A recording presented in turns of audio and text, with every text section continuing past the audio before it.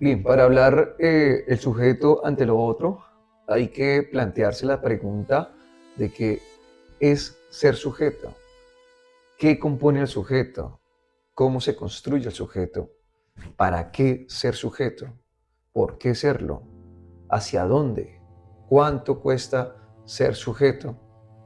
Hoy día, por ejemplo, pero en los términos que nos plantea la actividad que es el sujeto en lo político y lo histórico y lo trascendental, es entender que es ser sujeto también está sujeto, valga la redundancia, a unas formas que están alrededor nuestro y que ellas hacen y que nos dan la posibilidad de decirnos si tradicionalmente está bien creernos sujetos de derechos, creernos sujetos de deberes. ¿Y para qué ser sujeto de derechos? ¿Para qué ser sujeto de deberes? Esto planteado desde una política, ¿no? Ahora, ser sujeto tampoco pretende encauzarse en la profundidad de lo intangible, de lo metafísico, divino, que no se puede palpar, ¿sí? De hecho, ser sujeto es intangible, pero en un sentido un poco más materializado a través de las acciones que hagamos, porque es que el sujeto es el único encargado de darse la posibilidad de decidir. Hay otros sujetos que también son vivientes que no tienen la capacidad de hacerlo, como por ejemplo los animales. Pero nosotros sí tenemos esa capacidad y por eso somos sujetos a decidir lo que corresponde a lo bueno o lo que corresponde a lo que creemos malo. Es decir, hasta los conceptos de malo y bueno son construidos a partir de lo que nos rodea, de lo que escuchamos, de lo que leemos, de lo que construimos en ese diálogo a través de los padres, de la educación, de lo cultural, de, lo, de las letras, hablemos también de lo ambiental, ¿sí? De lo que hoy se denomina como tecnología también, o lo denominamos y que es muy latente en nuestros días. Entonces el sujeto se construye allí. En el caso de lo que corresponde a ser sujetos políticos, pues habitualmente un ser humano que nace en una patria, en una nación, pues desde el primer momento en que es registrado, este se da a la necesidad de tener ya sujeto a un nombre, ¿sí? Sujeto a una fecha de nacimiento, sujeto a unos apellidos y que bajo ese sujeto de ser reconocido, pues comienza a adherirse a unos derechos y también a unas eh, libertades y que con el tiempo se vuelven también una costumbre de deberes para convivir. Entonces, el sujeto en gran escala está en constante movimiento, se está cualificando, se está en eso lo que digamos vibrando, sí, está todo el tiempo, trasciende. Y en esa evolución la pregunta es, ¿por qué trascendemos? ¿O qué hace el sujeto para trascender en la historia? ¿Sí?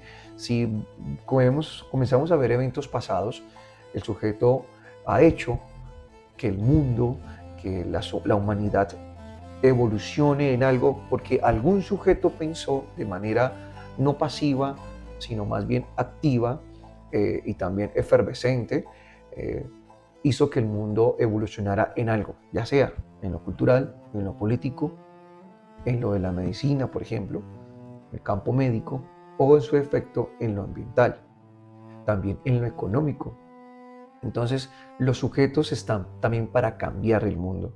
Nosotros que somos sujetos estamos dispuestos a cambiarlo.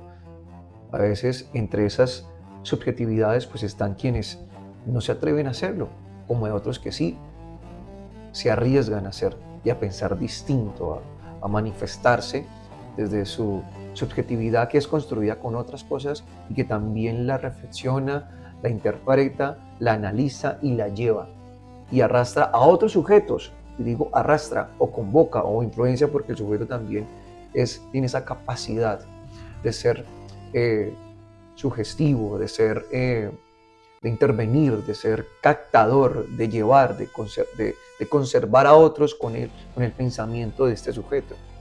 Entonces, en ese orden de ideas, básicamente es entender, ¿sí?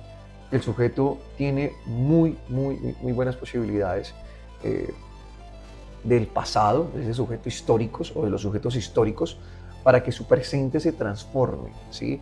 Y con ello llevarlo a un futuro incierto. Pero aquí viene una dinámica. ¿Será que el pasado ha sido acertado?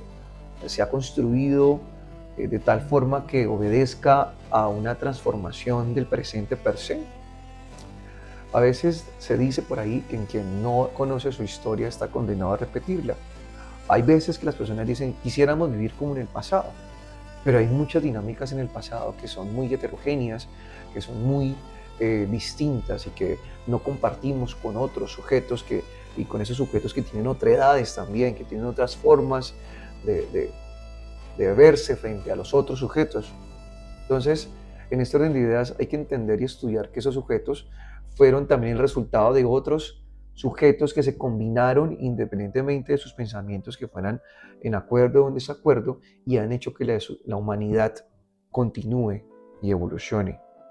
¿Sí? Es decir, de alguna manera creo que también los sujetos diversos, con actitudes, con pensamientos, con cuerpos, con colores, con nacionalidades, con gustos, con intereses distintos, también hacen que esos sujetos se encuentren para construir otros sujetos.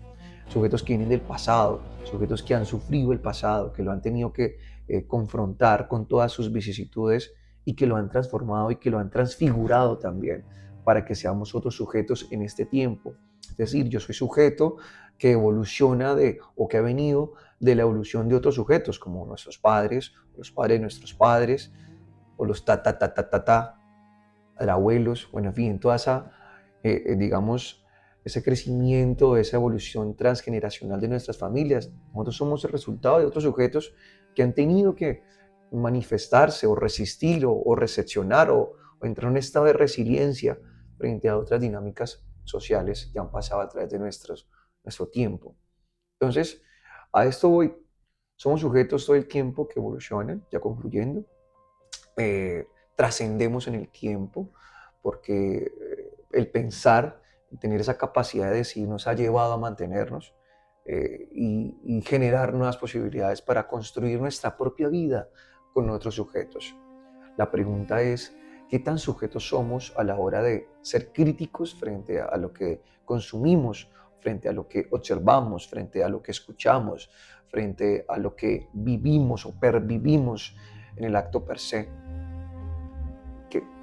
¿Qué clase de sujetos seríamos nosotros? En esta generación del siglo XXI, ¿qué tipo de sujetos estamos nosotros constituyendo para un futuro que desconocemos? ¿Sí? Entonces, es la invitación que yo hago. Espero que a quien esté escuchando o haya apreciado esta percepción subjetiva de ser sujetos, ya sea históricos, políticos y trascendentales, permita también a llevar otras reflexiones un poco más amplias o disertadas en ese sentido crítico de nuestros contextos, ¿vale? Entonces, ya para terminar, te invito a que reflexiones sobre qué tipo de sujeto eres y a dónde vas con ser sujeto en una sociedad tan inmediata, tan, digamos, vacía, permeada también por los algoritmos, por la actividad digital o las eras digitales, desarrollo de las IA, digamos, este tipo de conversaciones que estamos acá expresando a través de este video. No sé si la IA tenga la capacidad también de aportarle a un pensamiento o ponerlo en contra o en debate a un pensamiento subjetiva de un ser humano per se a una máquina que recopila o recoge datos y que son de una manera como suministrados por quienes pensamos, ¿sí? No quiero decir que es que la máquina realmente no piensa, la máquina o la tecnología está de acuerdo, digamos, mm, suministrada o está soportada sobre los pensamientos de otros sujetos que han pasado en la historia y que los han dejado y que los han documentado y que los han recogido a través de textos y los han digitalizado para que se cuelguen en la gran nube. Entonces, es ahí también donde hay que pensarse hasta qué punto la máquina se presenta también como una posibilidad de reafirmar los sujetos, ¿sí? Y cómo nosotros en esa reafirmación, en esas dicotomías, en esos diálogos culturales, políticos, históricos, digitales, ambientales, nos construimos con todo para ser sujetos. Hasta entonces, Jorler, en este caso, arete filosófico.